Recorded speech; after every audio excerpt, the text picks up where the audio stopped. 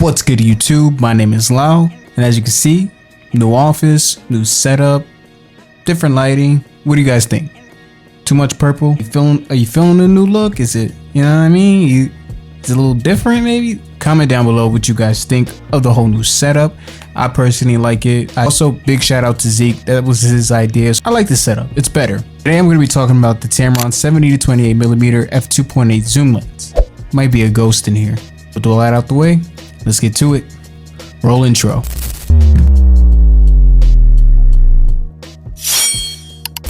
Recently, you guys have been commenting on the videos or DM me on Instagram, hit me up on my inbox and TikTok, or directly contacting me through the channel's Gmail. By the way, link in the bio. A lot of it has been asking about the TAMRON 17-28mm lens. Some people are just curious, you know, especially if you're someone who's just starting out, you're looking for, you know, the perfect lens to buy. Because again, you know, when you buy a Sony camera, that 16-55 it's okay, but it's a good starter, but it's not something that I would, you know, proudly show up to a client shoot with. This lens is definitely a really good lens to buy if you are just starting out and do not want to use a kit lens. As far as photographers, filmmaker, content creators go, this lens is just widely beloved, talked about, and respected. And especially when you think about APS-C lenses that are under $1,000, I mean, you can't beat it, especially for the price. So with that being said, I won't be doing a scientific breakdown or explaining the internal makeup of the lens. If you're interested in something like that, go check out Gerald Undone. He's really good at doing deep dives in the mechanics of cameras and camera gear. But understand that I will be doing this video from the perspective of a video first shooter. If you're wondering about this lens from its photography standpoint, the TAMRON 70-28mm is amazing at photography. Here are some examples. But do understand that I mainly do video work, so I'm going to talk about this lens from the perspective of someone who shoots video. So if you're interested in it from a photography standpoint, I do have a trip coming up in July. My family, we're going to Canada, doing a little family birthday celebration out there, and I think it would be really dope to get some shots out there. So if you want to see a photo first review of this lens, just comment down below, and so long as there's enough interest, and when I come back, I'll start editing, upload it, get it out to you as quick as I can. As always, be sure to hit that subscribe button, like the video, and let's get into it.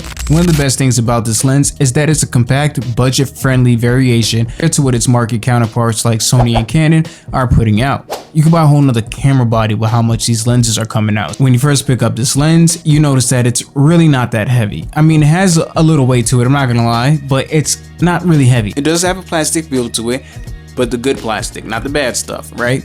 And almost sort of like this nice glossy matte feel. You know, it comes with the lens cap, lens cover. It comes with the lens cover, sensor cap, lens hood, the typical stuff a lens will come with. Weighs exactly 0.92 pounds or 420 grams. It doesn't have any clicky buttons on it or autofocus, manual focus switches on it, anything like that, or custom buttons. It only has two rings, one for the zoom, one for the focusing. The thread on here is the 67mm thread, which I don't know about you guys, that's perfect for me. I have a lot of 52 and 67mm ND filters, VND filters, Pro Mist, Black Mist, and Chroma VND filters, and I gotta say it would be a real pain if I had to go out and buy a whole new set of filters that I use just to accommodate this specific lens to get that feel that I like. I mean, I could go out and get a step-up ring and do it that way.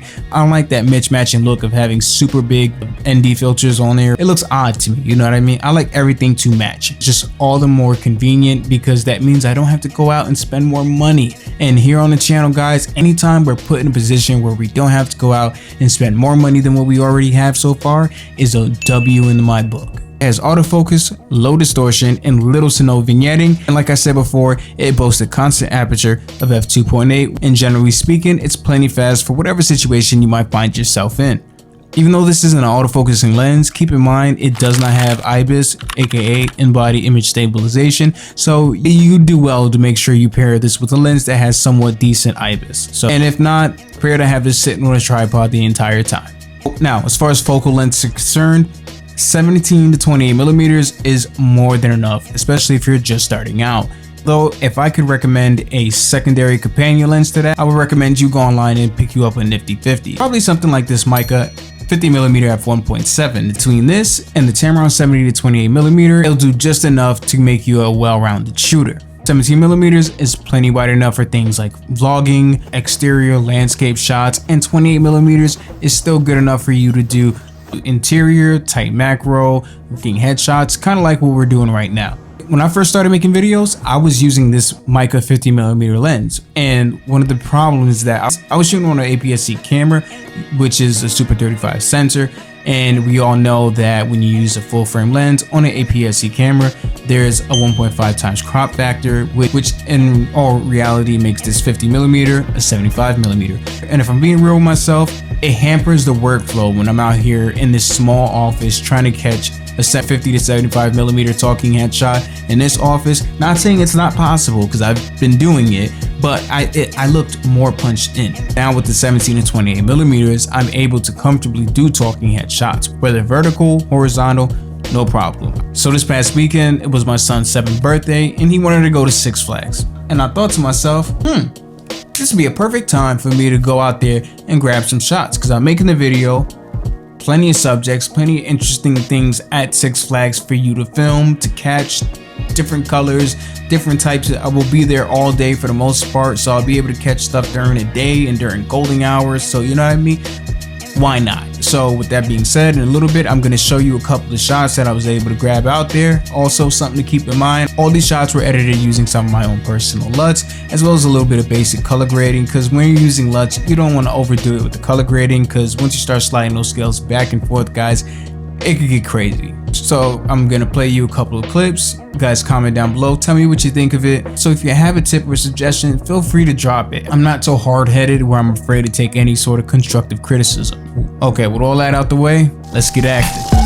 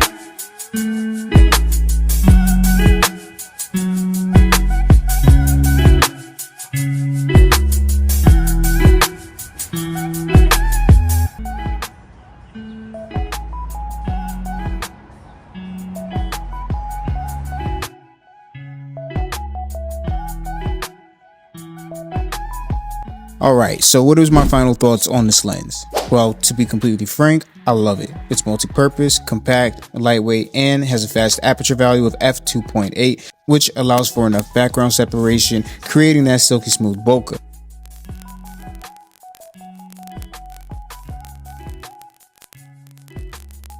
My one gripe about this lens, ironically, is that it is f2.8. Whenever I find myself shooting in darker surroundings or in a much, darker setting, that's where this lens starts to take a dip in quality. And depending on how dark it is, I find myself having to crank up that ISO in order to compensate. Unlike during the daytime where it's too bright, I could just throw on an ND filter. There's no throwing on an ND filter at nighttime. It's the quite opposite. You want more light. And the only way I see you doing that is if you carry around a portable pocket RGB or, daylight light.